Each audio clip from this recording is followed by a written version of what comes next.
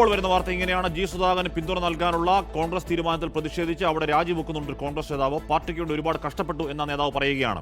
എന്തായാലും ആ പ്രാദേശിക പ്രതിഷേധങ്ങൾക്കിടെ CPM വിട്ട മുതിർന്ന നേതാവ് ജി സുധാകരനെ അമ്പലപ്പുഴയിൽ പിന്തുണയ്ക്കാനാണ് കോൺഗ്രസ് തീരുമാനം. അമ്പലപ്പുഴയിൽ സ്വന്തം സ്ഥാനാർത്ഥിയെ നിർത്തണ്ട എന്നാണ് തീരുമാനം. മത്സരിക്കുമെന്ന നിലപാടിൽ ഉറച്ചു നിൽക്കുന്ന കെ സുധാകരൻ MP നാളെ ഹൈക്കമാൻഡുമായി കൂടിക്കാഴ്ച നടത്തുകയുമാണ്.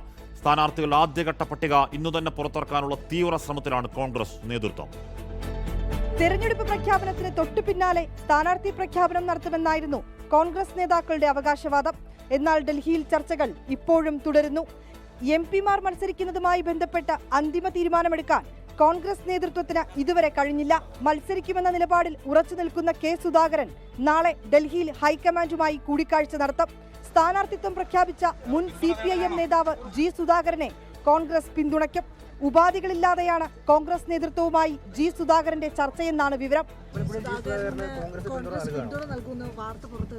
എനിക്കറിയില്ല. അതിനെക്കുറിച്ച് ഇന്ന് കോൺഗ്രസ് നേതാക്കന്മാരെല്ലാം ഇരുന്ന് ആലോചിക്കുന്നുണ്ട്.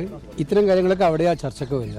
ജി സുധാകരനെ പിന്തുണയ്ക്കുമ്പോൾ തൃശൂർ നാട്ടികയിൽ CPI വിട്ട സിറ്റിംഗ് MLA CC മുകുന്ദന് കോൺഗ്രസിന്റെ പിന്തുണയില്ല. സുനിൽ ലാലൂർ നാട്ടികയിൽ UDF സ്ഥാനാർത്ഥിയാകും. സ്ഥാനാർത്ഥി നിർണയവുമായി ബന്ധപ്പെട്ട ചർച്ചകൾക്കായി കേരളത്തിൽ നിന്നുള്ള നേതാക്കൾ ഡൽഹിയിൽ തുടരുകയാണ്. ഇതിനിടെ കൊല്ലം സീറ്റിനായി INTUC സംസ്ഥാന അധ്യക്ഷൻ R ചന്ദ്രശേഖരൻ AICC അധ്യക്ഷൻ മല്ലികാർജുൻ ഖർഗെയുടെ ഇടപെടൽ തേടി. 24 ഡൽഹി.